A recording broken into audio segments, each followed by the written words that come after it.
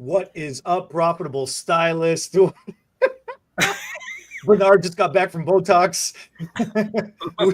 That's the secret of his youth. We're unlocking the secrets to perfect hair extensions. We got so many secrets going on today. Good morning, Yes, Bernard. we do. Oh, man. You ready to tell them? The secrets? No, I got nothing. It's look, the fact that we have to say these are secrets, you guys should know these things. They're so obvious. Especially like the second and the third secret is like the most obvious one of all. So you know what the start of this for me was?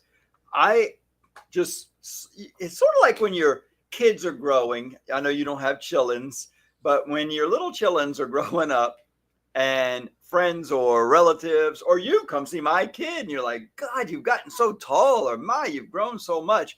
When you're with it, you don't see the growth. For me, that's how extensions was for like my first 7 years. I had this slow growth process. I just, from a small town, had to get better at it, or I feared I would lose the clients if I wasn't good, if I wasn't better than, and I'm a bit competitive. So I wanted to be better than everybody else in this area. I'd been to a couple classes and I saw the good and the bad in the room. And I'm like, I got to be at least as good as the best one in the room or better. And so then I get back to my town. I'm just trying to keep the customers. I'm trying to make the hair stay in a long time. So whatever technique I'm doing, I'm just trying to do it the best. Make those little, when it was wefts, I was trying to make the little stringy knots stay real good, a little dotted glue if you had to. I mean, all the tips and tricks that I either saw, gathered, figured out. But then I go to a hair show. And this is funny because where I first realized how damn good I'd gotten was when your boss, Darren, asked me to fix his wife's hair. And I can say this because you weren't the one doing her hair then. And he said, so I got some pretty good educators, but they put hair on my wife, Stacy, and I heard how good you are. And I was thinking, nobody's heard of me. What do you mean you heard how good I am? I'm nobody right now. I'm wondering who said I was good. But I mean, okay, whatever. I'll still do my best. I'm a little nervous. He said, I heard how good you are. I want you to take a look at her.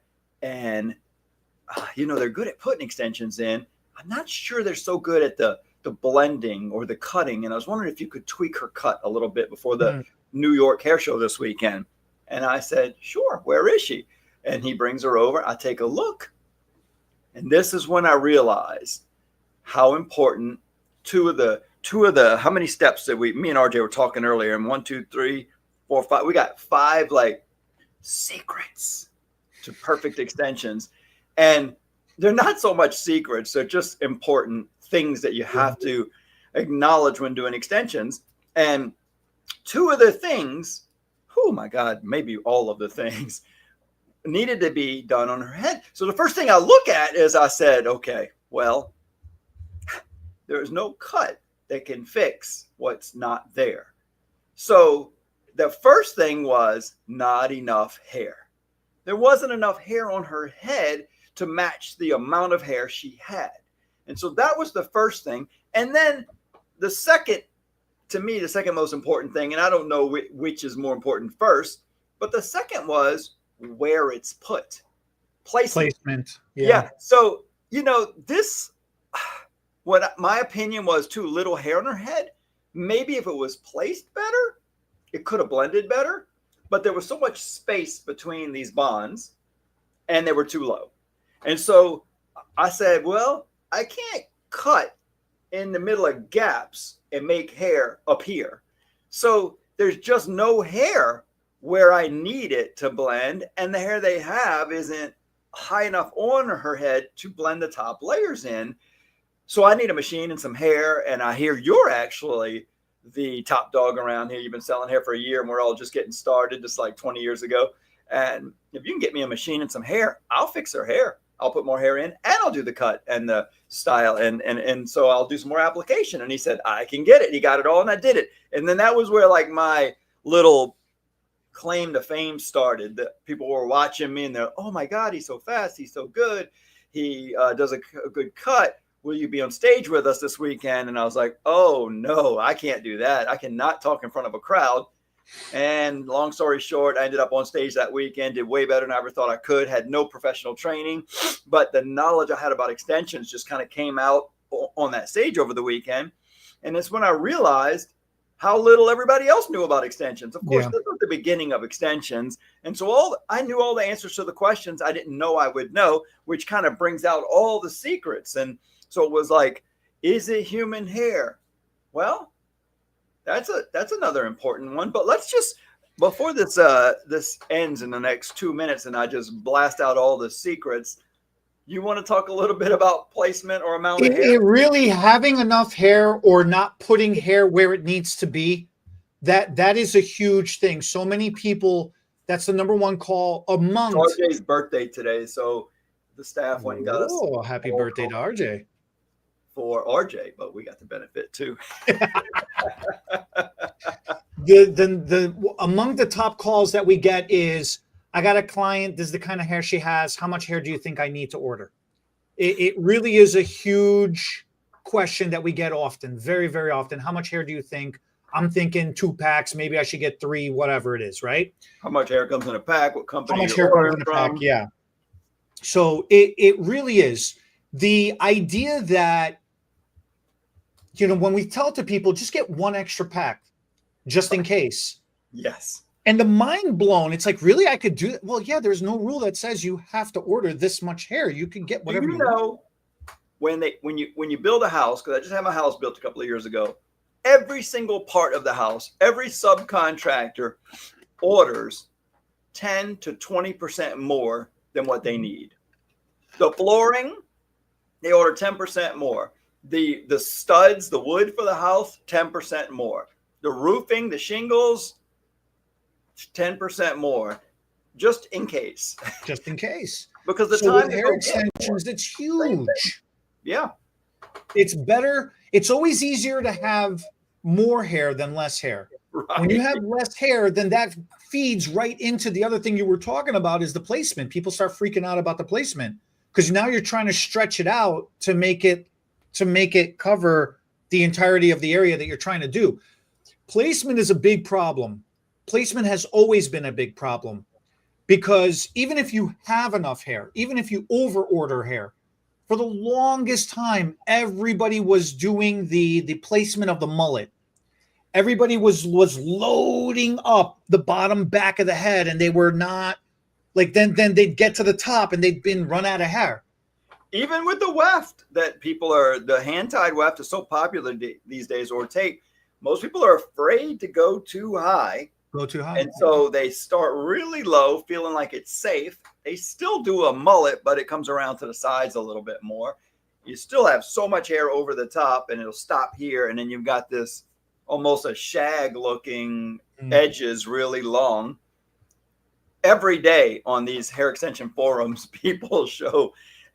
I just wonder sometimes if this is clickbait. It's so sad. I love I don't love the professionalism of the forums that allow clients in also, but they are the most entertaining because these grow faster and they're worldwide, and you have so many customers getting such bad jobs because so many hairdressers don't need education and they suck. And they're all the same. All the hair is just all the same. I mean, I needed education. Before I started selling this line, a guy came from Australia to teach it to me. I tried it first. I like to try a technique first, and I was okay. But when he came, it was like, oh, I got to learn all his, mess ups and experiences that he's done over the years. Developing this product, he had to figure it out himself. He developed a new way of doing extensions with a bead, the beaded weft, and the beaded strands.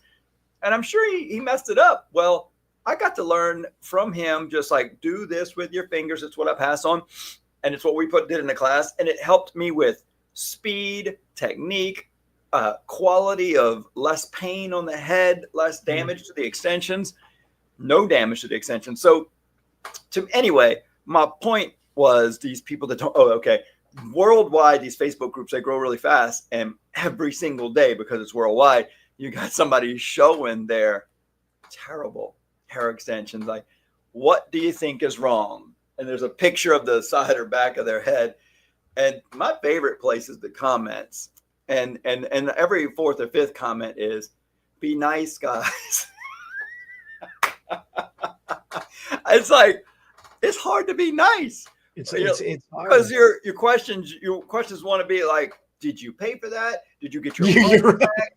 Did you ask for references? Did you see pictures of her work before? Did you just go in and trust some moron that just said, yep, I can do it? Okay, you just trust that? I mean, you don't do many things in life without a little verification, and people just get so many bad extension jobs, and it's amazing. They do not even ask for pictures or references from other clients. You got to do that.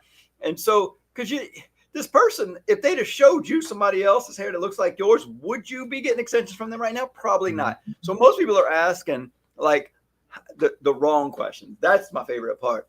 So what do you guys think? Am I styling it wrong? No, you can't style that crap to look like it's right. You got a bad job. You need more hair. Your hairdresser needs more experience or education, or needs to put them in the right place. And it just blows me away how terrible so many people are. And listen, I was bad at some point. There's a journey. You got to be bad before you get good, you know? Yeah, sure. But most of my bad ones were free. And so these people, you know, I do it at first for free till I and the clients are loving what's happening. That's my learning process. I give it away. I'm embarrassed to charge for something I can't do. And then if I do it, it doesn't look so good. Now it's free because that's my fault, you know? And then I even try to fix it for free. And I pay for the hair. I'll pay for the hair. It's a very expensive lesson to learn, but you learn real quick that way, you know? Right. But yeah, having a plan, having a placement strategy, understanding where hair lives, where it's going to fall, and what is the style, the end result that's going to be created is huge. That should be decided first before just figuring out how big or small somebody's head is. And yeah, get enough hair. So those two are really, really big ones. So really, what's the placement pattern? I always like to think about it because some people think, like you were talking mostly about strand extensions a minute ago when you said they build a mullet, because that was individual strands going in, and they would start in the very back of the head and kind of build up and possibly run out of hair before they even got past the back of the head behind the ears. Yeah. And so that was it. Beautiful, big, thick rat tail mullet looking thing. Right. But then with the weft, it goes a little further. So they just do that bottom low shag. But I would say the most common, almost in the middle. It's not so terrible that you can't, because some bad placement can be hidden with styling. And that's what's going on right now with most hairdressers on the internet. Because curls have come back in style so much, and the curls they're starting to get a little bit better, but for a long time, curls with the straight ends, which is killing me. It's such a mistake that became a trend. It became a thing. Yeah, and it's because people were wrapping hair around with a wand, and they don't want to burn their little fingers, so they hold it straight at the end, and then they let it out, and you got and it eventually it looks like a little icicle, you know, at the end of curly hair. And at first, I used to think, well, that is so stupid. It's curls and then straight, like you didn't curl the end. And then everybody started doing it. And then everybody started asking for it. And they're like, no, I want my end straight. And I'm thinking, that is a mistake.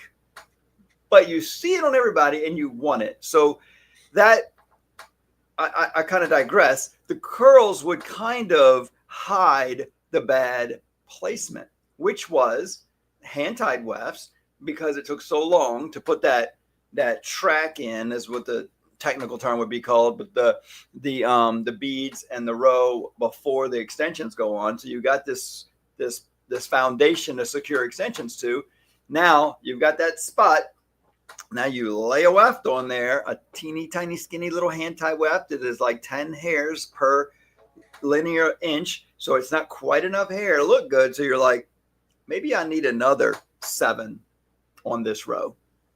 And that's what would happen. That's the most I've ever seen. And so most people put 3 or 4 or 5, 6, 7. Yep, that looks thick enough. No consideration for, wonder why God put hairs from here to here all spread out on the head. And you think you can put it all on one line. One section. And it's going to build out this lump on the head that you can pretty much hide underneath all this other hair. And then why can't I cut it to blend it in? I'll just curl it and it'll look good. I know I'm being a little cynical here, but that No, beachy waves has been a big problem this past few years, number of years now, because somebody will come in with a picture and they'll say, I want this. And really what they want is the styling with the curls. They can't really tell what the color is, what the hair extension is, what the style is, what the haircut is. So it really does hide a lot of discrepancies. If you start zooming in and really deconstructing the image, you start to see all the little discrepancies. If you know what you're looking at, it's terrible. Curls hide a lot. They'll hide a bad haircut. They'll hide bad extensions. They'll hide bad color, highlight jobs. I get it. It. So we're going to be in a world of hurt when flat, smooth, straight hair comes back in. Hairdressers are going to have to and hairdressers are going to have to get back on their precision game, because not such precision has been popular for a while, and that's fun and easy and go with that market. But now that flatter, smoother hair is coming back in, we're going to have to be better at everything. And the next two trends is all color blocking, placement, and color blocking, placement, and underlining color. Undertone colors coming through. So you got to get good at styling. You got to get good at your placement. Even with the hand tie technique, a person could put a second or a third row on the head and spread the wefts out. Spread those 7 wefts between 3 rows would be better than putting 3 or 4 or 7 on one row. That would be the start of fixing the problem. In most cases, I say at least 2 rows, if not more, depending on the thickness, the size of the head, and the length of the hair. And so let's go on into I've got 5 listed out here. I didn't even mention my first one. We talked about amount of hair and placement, but even before that's done, what quality of hair and technique did you choose? You can use almost any technique at a high quality and come out okay. But what happens if you just pick low quality hair in any technique? What happens with low quality hair? It's tough because the life cycle of how long that hair could be worn for is going to be lessened significantly. And it's going to put a lot more strain on the client at home maintenance. So that's true. It's the combination of those two things. That's where hair, if the client is not diligent with maintaining their hair at home properly, that's when you see a lot of chaotic things happen. Yeah. So we as a distributor, as a hairdresser, I guess my mind has always been, I would rather have a few consultations go with a no at the end, because I'm going to do a consultation. I'm going to say, listen, I did use I didn't even know about high quality hair in the very, very early days. I started learning it slowly with the challenges you get with low quality hair. So I started realizing on my personal journey that I enjoyed how much better good hair performed, how much better the client, the relationship was with me, because they didn't have the problems, the challenges. And so it was like the no tangling, the wearing it longer, like you're saying, it looked better. Their friends liked their hair better. They didn't have negative comments. So I just kind of, I don't know, I feel like I was drawn to the higher quality hair for all those reasons. But luckily for me, my sales skills were getting better along the way too, because it's easier at first to sell low quality hair because the client doesn't know the color is going to fade, the hair is going to tangle, it's going to damage their hair. They don't know. They're just saying, how much you charge for extensions? And they're trying to pick the cheap, not everybody, some people are just trying to pick the cheapest one at the time. And so then, lucky for me, I got to the point where I could sell a little better because I could explain those things because I learned them along the way. So I was okay with getting some, like, I can't afford it. That's fine. I'm not doing the cheap stuff for you. But as a distributor, I'm losing a lot of sales to hairdressers that just want cheap, low-end hair. And I got to tell you, we talk about it. We talk about, should we carry a low-end hair for those hairdressers? We could probably make a lot of money, but again, what am I going to deal with them? And that's why I'm letting out that long sigh. I know. So there is this there's this really popular promotional company that will discount your services for you, and they guarantee to get you a lot of foot traffic in your door at a very discounted rate. Yep. Like a Groupon type of thing. You didn't want to say the name. Yes. Just trying to be respectful. Well, there's a lot of different ones like that, and it Maybe works. Throw a grenade in the mix, but so that's what we're going with. But here's the thing, where it probably does work and they are a successful company. Obviously, Right. they're still around and they're massive. Right. But on the same side of it, the type of the people that are drawn, the quality of the clientele. You did this, right? I'm guessing. And your bad experience was what? No, I refuse to do it. Okay. But what do you see as the downside of it? What do people deal with on the downside? When somebody is just getting a deal, when somebody is focused on the cost and getting a deal, that is a certain type of mentality. It is a certain type of clientele. And that is okay. I don't personally have a problem with that. There is a price for everybody. There is a service for everybody. When it comes to hair extensions is not only a service and that's it. It's not a one and done service and that's it. It's a relationship. It's a very delicate ecosystem and a relationship between the stylist installing the hair extensions and the client maintaining that hair extensions. And if you are a budget shopper, a coupon shopper, a deal getter, whatever you want to label yourself, it's fine. But you don't have long-term commitment because you're just on to the next deal.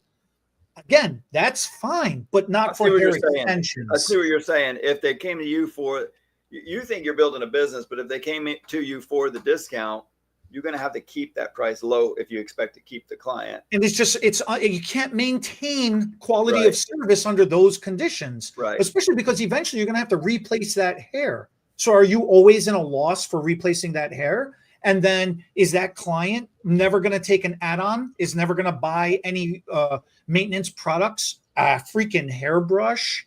Is that person is going to spend time on themselves at home to make sure that they're appreciating the high level of service that they got? Although for a discounted rate, do they really appreciate the value of what they really got? It's troublesome, and it has been troublesome. I've had to, because of the technical support that we do, I have had to take a crap ton of calls, and each one of them that were in that scenario, I think 1 out of every 100 ended nicely. Like it was 99% ended badly. It was just a terrible experience for both the client receiving the service and the stylist performing the service. So I understand your passion here, but millions of dollars in low-end hair are purchased by hairdressers every day. And so there's a consideration there. And so I love what you started with. I think it's not as much about the quality and the price, but the duration, like how long. I think the expectation of how long it's going to last. It's a direct correlation. Like you said, cheaper hair is going to last less time. And that's a pretty good analogy there. So, right, if you're just needing to wear hair for a weekend dance party, wedding, that's fine. A ball, cheap hair might be the way to go, and clip-ins might be the way to go because it just goes in fast and easy. It's real inexpensive. It'll make your hair look great for the weekend because even cheap hair doesn't really underperform in the first couple of days. You know, if it looks pretty good, it'll do fine. It'll last a month or a week or something, Right. It might last a few weeks, right? Or days. Right. So then when you move into something staying on your hair more permanently that's going to last 4 to 6 weeks, that still might be okay for cheap hair. But then you might have a little more tangling or color fading. And that's what's going to start to happen in the second month. So the tangling and the color fading is going to be, and then, I don't know, broke ends, split ends. And then a lot of this cheap hair is coated with silicone. So it'll look really good for a good 4 to 6 weeks and then go downhill really fast. And that might be fine for somebody that's on a budget or trying to save money or just doing it temporarily. And if you're just clipping hair in just for the evenings or just for work, because the truth about the biggest truth about when wear and tear is done is sleeping. And people don't want to hear that, but you don't want to have to take your hair out and put it back in every day because that's a lot of work. Although some people will do it with wiglets and pieces and clip-ins. Clips have their own amount of potential damage to a head also if they're not done correctly and moved around. But if you sleep in most of these temporary type of techniques, that's when a lot of damage is happening. And that's why when people sleep, we ask them to put their hair in a ponytail, braid it, put some sort of cap on. Caps, yeah. Yeah, some kind of wrap cap, something to kind of control the hair, because you don't realize what you do when you're sleeping with all that tossing and turning. And so protecting and managing the hair then is a good idea. And so that's where the semi-permanent techniques shine, because there isn't that night wear, supposedly, unless you party hard and you pass out, but you're not supposed to be wearing it overnight. So if you're taking it out, that slows down a lot of wear and tear and can be a temporary type of use for a low-end, low-cost type of thing. So now that we kind of covered quality, and it's your choice on quality, how long you want the hair to last. Just to give a really good example is on-stage hair extensions put on a person's head and take it off, put back in, take it off, can last over a year. And a year and a half. Some people we've been doing it going 2 years and 4 months. And I'm like, wow, with the same hair. And it looks really good. So with good, proper care, you can save a ton of money in the long term if you get a high-end, high-quality, reusable type of extension. So you have to consider that. And then the last two things, one of them that I have on my list, one of them we've kind of covered, but it skipped the cut and style. And so we kind of talked about style quite a bit, because a lot of people are, even hairdressers that don't do extensions, use styling to mask all their other bad skills, or not quite yet developed skills. Even me, before I was really good at highlights, I knew that I could cut some of my mistakes out, blend them out with thinning shears. I could curl some of my bad coloring techniques. But most people, since we're going to be more extension focused, are curling their extensions to hide how terrible their cut blends are. They're color blends. They're not blending really well with color, so they curl it. But the cuts are the most horrendous part. And I know that because of my own salon. Like, I've got a girl in the salon as we speak doing her first head of extensions on Congrats. A client. Nice. Yeah. And, a week or two ago, I was like, show me your work on a mannequin. You went through the training. You went through my training. Let me see what you got. You haven't done it in a couple of weeks. Did her on a mannequin. And it was okay. Just okay. And I was like, you can't do a client like that. Let's do it again. She does it again. And it was like, no, you're not quite getting it. I'm trying to show you. So I got her working with one of my top stylists in the salon today just to kind of watch her. But she got to the point where she is like right there. I think everybody could be tweaked a little bit. And we've got people out there charging tons of money that aren't quite as far along as she's gotten now. But I'm the educator. So I'm like, it's got to be freaking perfect if you're going to do it in my salon, And so I was real highly critical, and she's just almost there. And so she's so excited today to be doing her first head of extensions in the salon. And I have no idea what my point was. But cutting. With the cutting, blending, and styling. We were in a meeting yesterday, and we were talking about, like, this client she wants to be a platinum blonde first, and she's medium brown. So the top stylist is doing all the blonding skills with the other newer stylists assisting for the learning. And then the top stylist is going to assist in the extensions for the making sure everything goes right. And then we're like, and who's going to cut? And the new girl's like, yeah, right. I was like, yeah, she's not ready for that yet. Because that is quite a skill in itself. I remember, and I can use his name now because he got out of the hair business. Brad went into the generator business. Yeah, from Texas. Yeah. He got out of the hair business, and he was a typical business owner. I say typical. I don't mean typical. I mean like typical business owner, not salon owner, where when he was in it, he was pretty good at hair, but he looked at it from a business standpoint, and he was awesome. Yeah, and he became our top buyer for a good period of time because he saw like, wow, time for money, these extensions you sell, Bernard, they're so fast and easy, and I can make how much money doing them? He started promoting them to his clients, and boom, he had so many wearing them, and it was so good. And I just loved his honest learning curve. Like, one has nothing to do with these topics today. He got his package in the mail. He cut his package open with a pair of scissors, and he cut right through expensive hair extension hair. And he said, Bernard, I'm so stupid. I don't know what I was thinking. I just cut a little too low on the bag. Like the bag, he just cut like right here, like a quarter down, and the extensions filled the whole bag. And he just cut right across the hair. And he said, totally my fault. I got to order some new hair. But I love the honesty. He could have just said, that package never showed up. I need more. Yeah, right. I don't know what happened to that hair. Or just order more and not ever say anything. But then in the class, I remember saying, so listen, guys, I don't know if you get the geometry of hair. I know it's a complicated thing, but most people will pull a hair up somewhere up here to cut layers, to blend.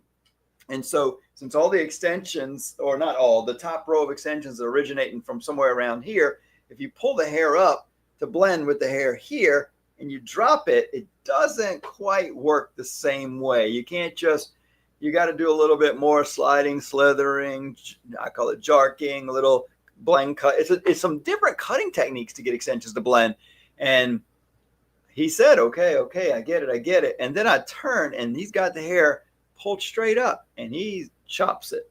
And I was like, it was too late for me to say anything. And he dropped it, and he goes, oh, and it was on a client, like a model. He goes, oh, you're right. I see what you're talking. I see what you're. Some people just have to do it to experience it. And it was so validating too, because he's like, he looks over at me, he goes, you're right. I saw him too. And he's like, you can't cut it like that. See, I know, because I did it too. And he's like, I see what you mean now. Yeah. That's how it goes. Yeah. And so who's going to pay for that hair? That's where your integrity comes in. You messed up. You messed up. You did something wrong. Didn't blend the color to cut right. Put it in the wrong place. Do you move it and fix it on your own time and money? Do you buy new hair, put it in? I would. Some people wouldn't. They're like, no, I'm not perfect. I'm going to make mistakes. I'm not paying for all of my mistakes. You have to, and that's fine. If you can get away with that, go for it. But for me, I've always paid for the mistakes to the best of my ability. Now, of course, you don't make mistakes sometimes, and the client says you did, and they want you to pay for it. And then that's the battle you have to choose to have. So then, we're talking about cutting right now, but styling. I mean,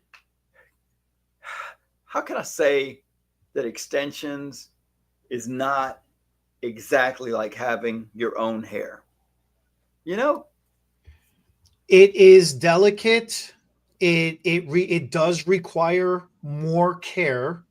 Right. You are doubling the amount of volume and thickness that you have. You have your hair, and now you have added additional hair. From the scalp, you're adding more hair. And then where your hair stops and the extensions extend, it's like going from double thickness to just extensions. And that transition needs to be dealt with in so many ways.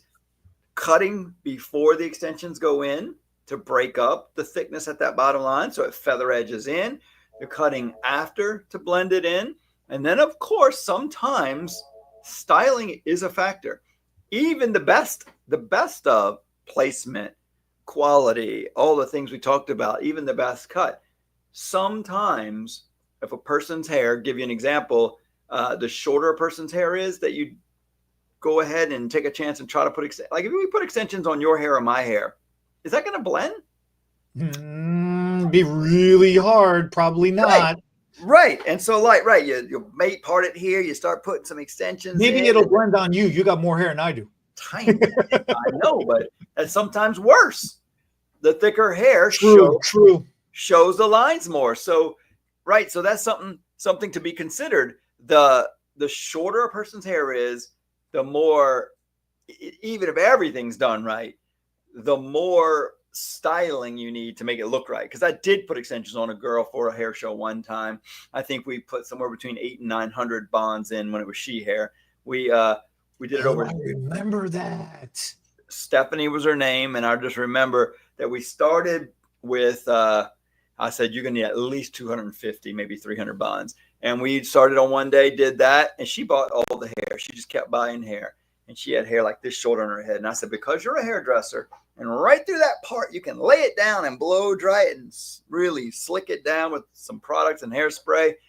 I'm going to load your head up. And so then the next day I was like, God, I think you need another few packs of hair. And we put another 100 something. And then the third day, she's like, if you would put more hair in, I will pay for it. And I was like, I will keep putting hair on your head if you'll pay for it.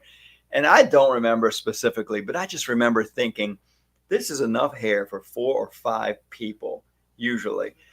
She wanted it thick, she wanted it long, and she wanted every single square inch of her head covered, and we literally did. So she had bonds all the way to the very hairline, but she wore it all down, so you didn't see the hairline.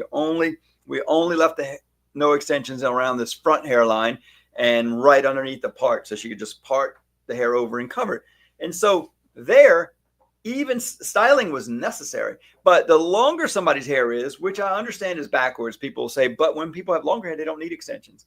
Not necessarily true, because most people that ask for hair extensions have hair, I would say, give or take a couple inches at the collarbone, because what they did is they tried to grow it themselves and then they got impatient. And so, or they get it to here and it just tends to break about as fast as it grows, whether it's diet, just genetics, or chemical damage from products, or bad highlights, whatever it is, bad bleaching, at-home bleaching jobs. Yeah. So they just keep getting broken off in this area, and they just want it down to the middle or lower back now, and so they come in for extensions, and that's great. And so when people have hair above their shoulders, it is harder to blend. Above the shoulder and shorter becomes harder and harder to get the placement and the cut and the style right to make it look good. And the longer somebody's hair is, the less it matters. If somebody has hair down to about here, but it's just real thin and they want hair just a few inches longer, a lot of the details we just talked about don't matter as much. But if you do get good placement and color matching, you almost don't even have to cut it at all or style it, and it'll look good all the time. The other thing, what I think a lot of people don't realize, the amount of processing that this hair has to go through before it gets packaged and then it gets put onto the client's head. Good point. A lot of clients and a lot of hairdressers equally, and I think it's more hairdressers' fault for not doing these consultations, setting up these expectations properly. It's hair. It's hair that came off of somebody else that went through an astronomically extreme process to be ready to wear. It is not going to magically support itself. It needs to be brushed. It needs to be conditioned.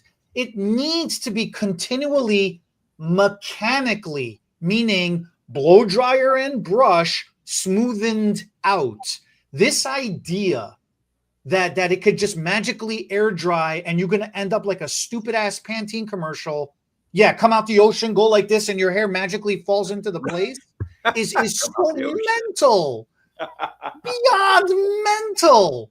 You got to understand, this hair, at whatever quality it started off from, just by going through the processes, degrades a couple of levels by the time it goes onto your hair. Onto your head, and by the time it's combining with your hair, it's trying to mimic whatever maintenance is done at home in the environment, in the products, in the the washing, the not washing, the styling, the not styling. So it's just gonna, whatever, if something goes wrong, it's going to be magnified onto the extensions, and when it goes right, it's equally going to be magnified onto the extensions. We had a client who was taking care of her hair nicely. But unfortunately, the reason why she had gotten a hair extensions was because she had gotten highlighting done. Wherever she got it done from, they fried her hair with bleach. So now her natural hair is fried, frizzed, broke. So she got the hair extensions to get her length back. That broke off. Okay, that makes sense. She was taking care of her hair nicely, but it takes time for the hair to recover, the natural hair, for it to recover to kind of look like nice hair again, not like a frizz ball. So she's got a tumbleweed on her head, and then she's got this beautiful, silky, smooth hair on the bottom. It didn't match. Right. And it's, again, not to the fault of the extension. She was so good at taking care of her hair, trying to get all of this back together, that the hair extensions were just getting better as well. And it was showing the how well she was maintaining her hair. So both ways, good or bad, if you take care of it nicely or if you don't, it's going to magnify. It shows. It's going to show big time. That's interesting. So she needed to like really take care of her hair and like use a blowtorch on the extensions. You should have caramelized the hair extensions so that they would come together a little better. That's a good point. Usually it's the client's hair looks good and the extensions start. That's a great point, that extensions at their best have been bleached and colored at their best. So you do have a few clients, very few these days, but a few clients that come in with virgin hair. No bleach, no color, never have, but they just don't have good hair. And it's kind of wispy at the ends. And they want those extensions to be as soft and detangly. And that's a good point. The best hair extensions are not going to be like virgin hair because they just aren't virgin hair. They're just not virgin. They're going to start off bleached and colored. And that's where we're talking. That's why when we talk about quality early on, people say, like, what do you mean quality? And that could be a whole video in itself. What is quality? Where the hair comes from? And I think we will cover that in another one, because there's so many places you can get hair, so many ways you can process hair.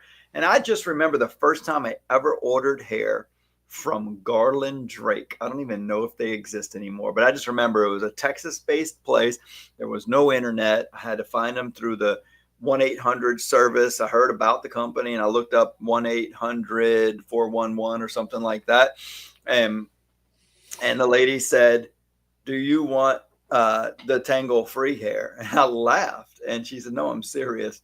And I said, "What do you mean?" She goes, "Well, you've been buying the regular quality hair. Do you want the high quality hair?"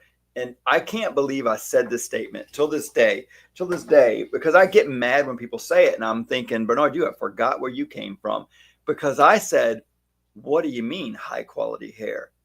Hair is hair." I was a young new hairdresser and I was like, hair is hair. What do you mean? I wasn't doing any bleaching then. And the best bleaching we did in these 80s was, I was becoming a hairdresser at the very end of the 80s. So it was into the 90s. The best blonde we had was bright yellow, we didn't have heavy bleaching. We loved yellow hair. That was golden blonde. We loved our golden blondes. We didn't know about platinum or white hair just yet. To us, white hair looked like gray hair. Nobody wanted gray hair. We wanted blonde hair, and blonde wasn't white. Now it's a whole new definition. But I just remember thinking, hair is hair. What are you talking about? And that's when she said, "I'm going to send you a book on the differences in quality of hair." And that was the start of my journey of learning and I was like, wow, I didn't know there were levels of quality and you could buy hair depending on level. So I would get this 90-day tangle-free guarantee hair. Oh, wow, that's a mouthful, huh? Yeah. Ain't no way I could probably say that. I'd have to try a couple of times to say that. Man. 90-day tangle-free guarantee. Say it, Eddie. 90-day. Wait, nine. Say it one more time. Great even. 90-day tangle-free guarantee. 90-day tangle-free guarantee. There's too many Why vowels. you said nande? I can't, because it's too many vowels. I can't do that many vowels in the row with my accent. It messed me. I can't. It messed me up. Dude, I bought it just because I didn't believe it. I was like, "There's no way hair doesn't tangle for 90 days." Give me that. I'm going to prove. She said, "If it does, send it back." And I was like, "It's a guarantee. I'm going to get it."